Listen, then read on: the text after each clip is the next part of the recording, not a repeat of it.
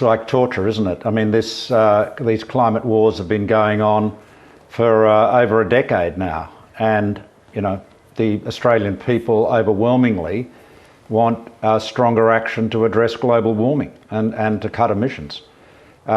Net zero by 2050 is something that over 120 countries have committed to. Every state and territory is committed to it. The National Farmers Federation have committed to it. The BCA, the big end of town. All of the business groups have committed to it. So really it's the absolute bare minimum the federal government should be doing. The real issue is what is going to happen, what are we going to do with our emission reductions in 2030?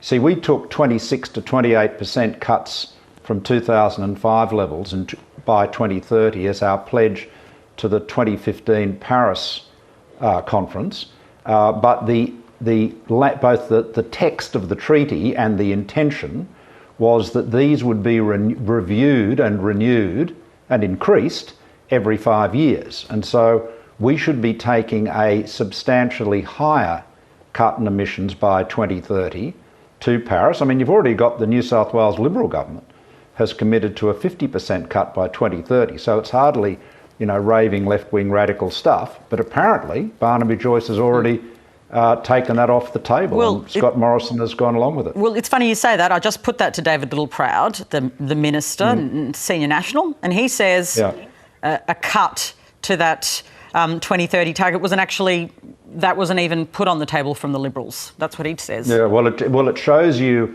how out of step the federal coalition is nowadays, even compared to other coalition governments. So the New South Wales government is, again, it's a Liberal National Party coalition, but they have a commitment to reducing emissions from the state by 50% from 2005 levels by 2030. So they've really stepped up, and you'll see similar commitments around the country.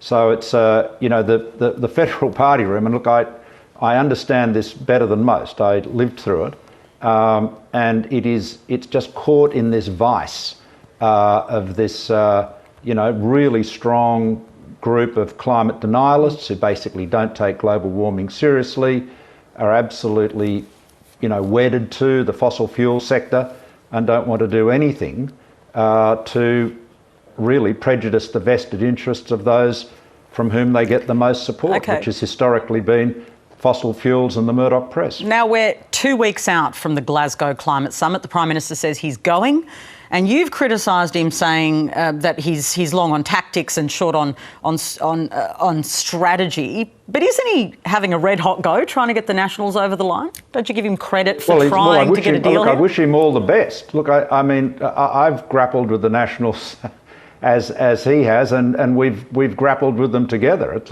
not easy. But I mean, just saying Scott is long on tactics, short on strategy, is like saying the Pope's a Catholic. I mean, that's who he is. He's the state director who's Prime Minister, and he's constantly focused on the short-term political tactics of the moment. That's his. That's a strength in some contexts, but overall, it's a weakness. And how is it playing out in the current scenario? How is it damaging this particular issue right now? Well, because what Scott's trying to do is to avoid having the same implosion that we've had in the past that brought my prime ministership to an end. So he's trying to manage all that, but the difficulty is that he's not making a case for change, right? He is not, the package that Angus Taylor presented to the National Party room, we don't know. We don't know what it is. You've got to actually get out there and make your case publicly. Now, that may not always be enough. I mean, I did that with the National Energy Guarantee, remember 3 years ago, and, we had huge support in the community, but you had the right wing of the Liberal Party, the National Party and the Murdoch press basically, torpedoed that. So it's not easy. I mean, being PM is not easy. Grappling with this issue is not easy, but, essentially we're running out of time. The planet's running out of time to address global warming. and the patience of other countries and other leaders, financiers, is all running out. I mean, we are looking like a really helpless, hopeless laggard on climate. And ultimately, do we really want Australia's climate policy to be determined by Barnaby Joyce and Matt Canavan and George Christensen and Keith Pitt? That's basically where it is. Now, none of them believe in global warming, or none of them think it's real.